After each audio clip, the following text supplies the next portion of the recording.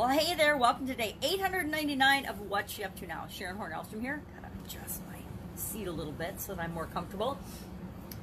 Cut your eye teeth on something was the idiom that I talked about today. The 500th idiom in this Supersize Your Supersize Your Business segment that I do on, I do a Facebook Live, then I share that in my podcast. And it's all about, really about your origin story. What got you started doing what it is that you do right now in any area or aspect of your life? What got you started in the level of your health that you care about? What got you started in the level of the relationship you are or are not involved in? What got you started in that is what cut your teeth mean, or cut your eye teeth means. It means a lot of what we experience, and it's all about experience, starts at a very young age. And how do we start out? How do we get started? Now, there's an interesting saying that says how we do anything is how we do everything. And to me, that sounds like if you are a perfectionist at one thing, you're a perfectionist about another thing.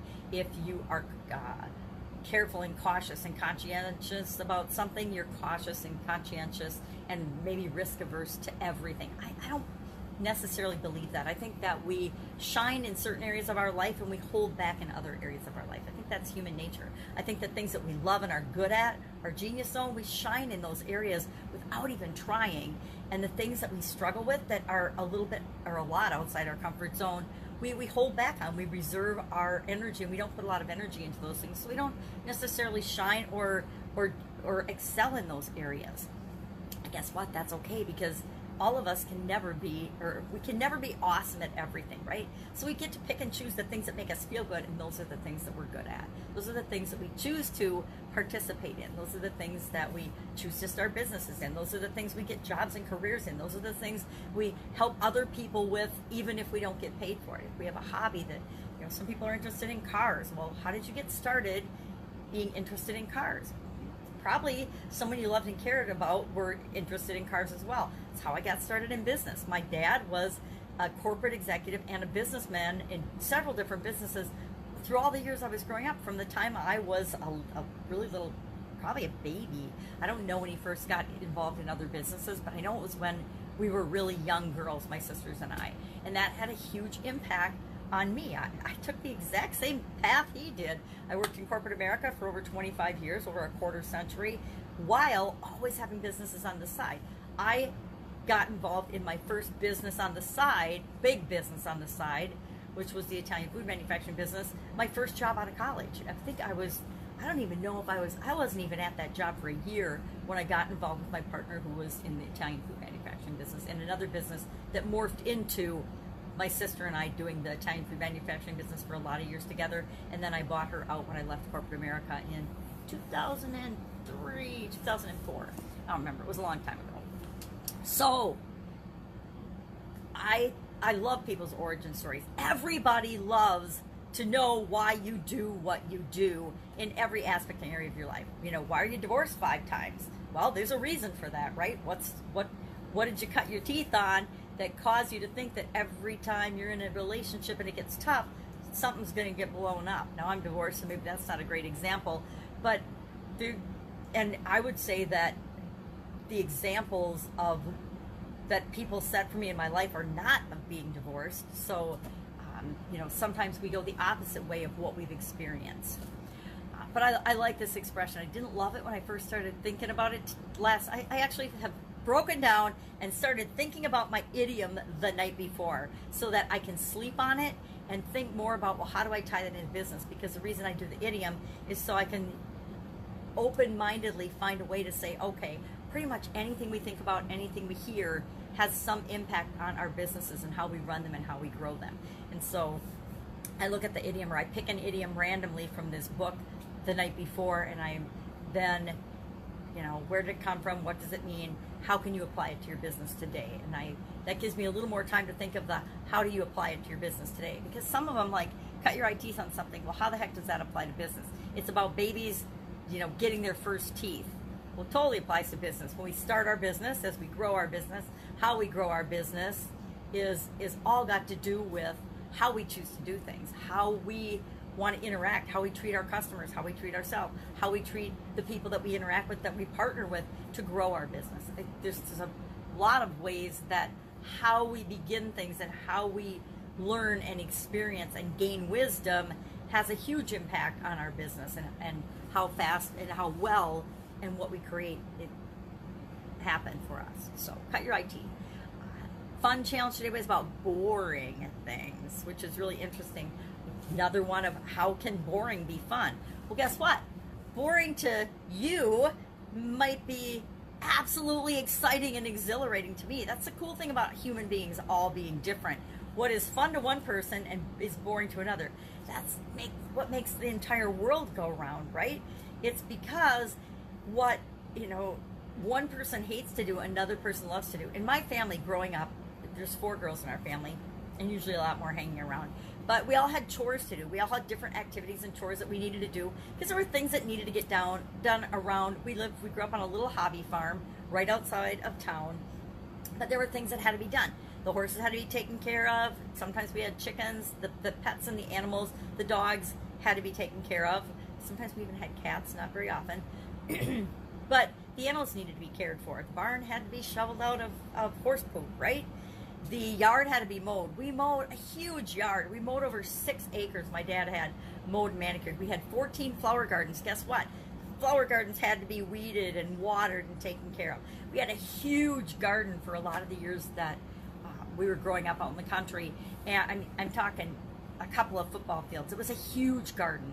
And we just grew vegetables for the fun of it and gave them away. And we ate them and consumed them. And we canned, my mom froze and we canned corn and we canned all kinds of different vegetables for several years as we were growing up, as we were little kids. But that meant we all had to weed in the garden. We had to do chores. We had to split up the work. But all those experiences have formed who we are today and made us, those are part of our origin story. And depending on what area of our life we're talking about or working on or participating in, they formed who we are and how we experience life, how we experience things. So that was pretty fun. But to me, the thing about chores is the things that I love to do, my sisters hated to do. And like some of the things my sisters loved to do, I hated to do. So it worked out really well because we could divide and conquer and get the chores done based on what we loved to do instead of what we didn't like to do. For example, anything outdoors, I was all in. I mean, shoveling poop in the barn, I didn't care if it meant I could be outside instead of in the house cleaning the, doing the counters, cleaning up the kitchen after a meal, doing dishes. My mom pretty much did the laundry for us throughout our whole lives and ironing and things. All those chores. We actually had an ironing lady. She was the nicest little old lady, and my mom met her at church and she needed help, so she would come and iron for us, and I was like, I couldn't care less, obviously, if my clothes were ironed or not. I would just throw something on and go play outside. But that worked out really well because one of my sisters loved cleaning, organizing, and tidying the house. Absolutely loved it.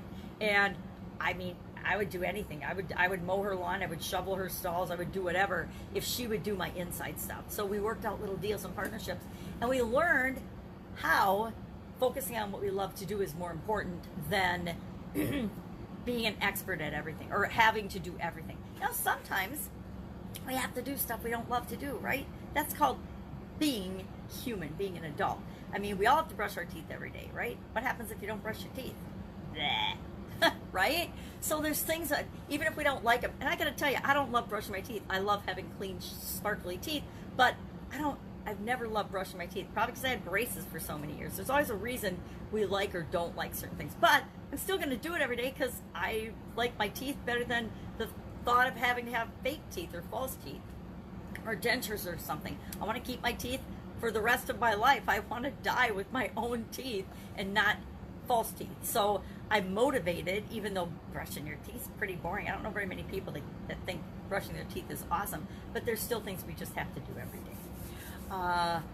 Get Up and Go challenge. It's actually day 45 of a 40-day challenge because I'm stretching out till Saturday the question and answer period. I want a chance to collect people's questions and make sure I'm answering their specific questions, not just the questions that I've heard throughout the last few decades. I want to make sure that their specific questions are being answered because guess what?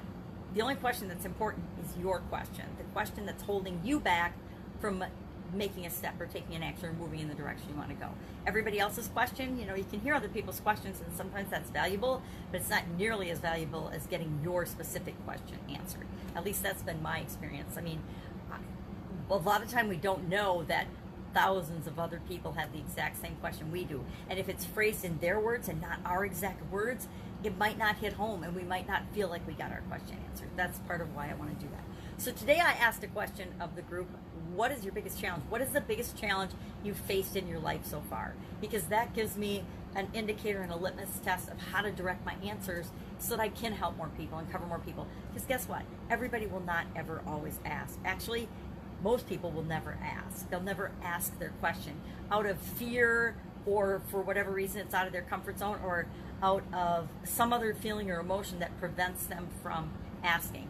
How do I know this? I am the queen of not asking for help. I'm getting better. I'm becoming a recovered not ask-aholic, because I always figured and I always believed that I should be able to figure everything out myself. I should be able to do everything myself and figure everything out myself. Now, what does that belief do for you? That belief can actually get you dead, because nobody can do everything themselves, especially as you're building bigger and bigger and bigger businesses. It's impossible to do everything you really want to do all by yourself. We all need customers, right? If we don't have customers, we have no business. We all need other human beings in our life. I think we're getting a huge dose during COVID-19 of the importance of other people in our lives and other human beings and human interaction, as we've been separated and life has been slowed down. And you know, I've noticed on my walks, people are actually, they have this fear about them. It's like they're walking around in a bubble of protection around them, and if you get anywhere near their bubble, even walking around them on a path, they give you dirty looks because they're like, "Ooh, you might breathe on me." How freaking ridiculous is that? Especially outdoors in nature, when you're out for a walk in nature. You know. So it's interesting. It's an interesting time we're living in. I am also working through, and I mentioned this as part of the 40-day challenge, the Get Up and Go challenge. I am personally working through Lynn Grabhorn's Excuse Me, Your Life is Waiting playbook. You can see exactly where I am. I'm not very far in, because some of the exercises, even though I have done this entire book back in 2011, after my sudden cardiac arrest, there are still exercises that every time I do them, I learn more about myself. This is a playbook about really understanding yourself and what makes you tick. And a lot of people, it's hard, me included, it's hard to look at some of these things and ask myself these questions, especially when it comes to feelings and emotions and things that we pretty much do on autopilot. This book has some exercises in it that stop you in your tracks and say, okay, yeah, I understand this is how you always have done things in the past, on autopilot, so you haven't even had to think about this. But guess what? That is holding you back in some amazingly big ways. And do you really want to continue to be held back that way? And that's all of us. And we'll only look at a tool like this when we're ready for it. I've got a coaching student who's working with his father in a business, and he's getting really frustrated and struggling because his father's beliefs are what his father's beliefs are, and he doesn't know or understand that he has the ability to change those beliefs at any given time by asking and questioning those beliefs. We all do, but we don't even know what we believe is holding us back until we are willing to look at our beliefs. And that's hard work for most people, looking at where our beliefs and where they came from and why we have them and why we've held on to them for so long. Sometimes it fills us with regret and frustration with ourselves that we believed something for so long. And I'm going through the exercise right now about feelings and the difference in how we feel different feelings in our body. And I just am kind of laughing at myself at some of the things, because it's bringing up beliefs that I've had, whoa, sorry, Ducky, for a really long time. My ducks in a row, right? This guy's backwards.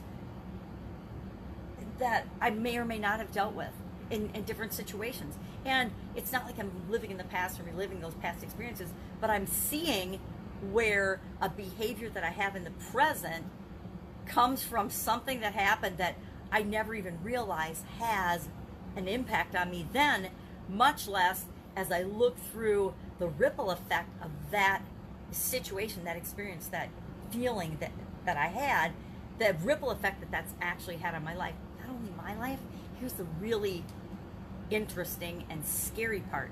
I see the impact that my choice and my reaction to a certain experience has had on my kids' lives, on my children's lives.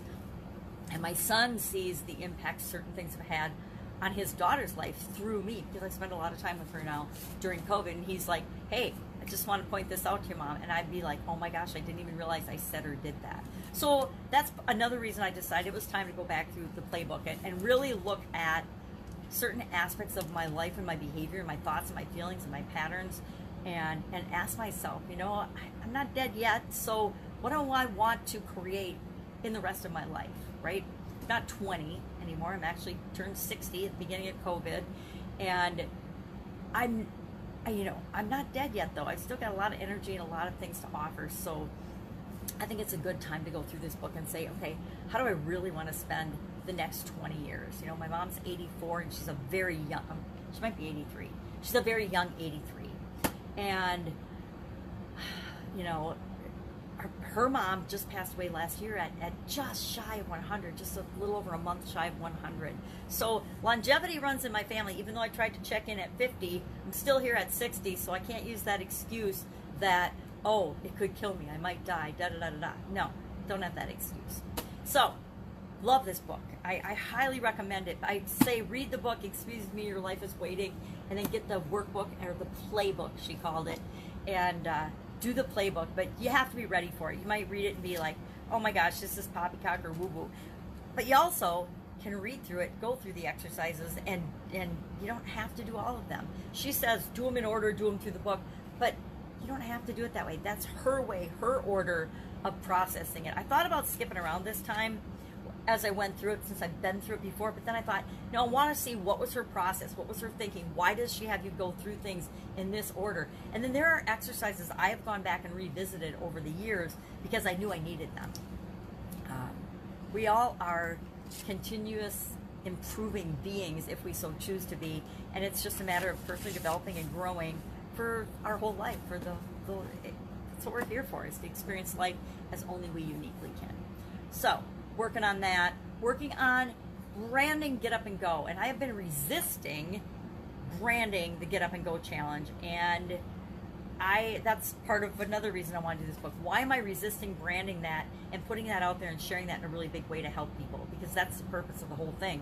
It came out of COVID thinking, all right, a lot of people don't know what to do. What do we need to do? We need to get up and just go and start taking action. We can't sit here frozen and just waiting for it to all be over. And especially where we are right now, lots of businesses and things are shutting down again, or trying to shut down again, because we're having this little second wave. It can't possibly have anything to do with people rioting and protesting. Nothing against protesting. I think protests are awesome, but protests during a pandemic should have and could have been handled differently. If you really want to protest, there were safer ways during a pandemic than what happened. People aren't saying that. Nobody wants to say that, because then you're racist because you're speaking against protests. Absolutely, positively not. I am speaking for common sense and cause and effect. Everything we do, each and every one of us, has an effect.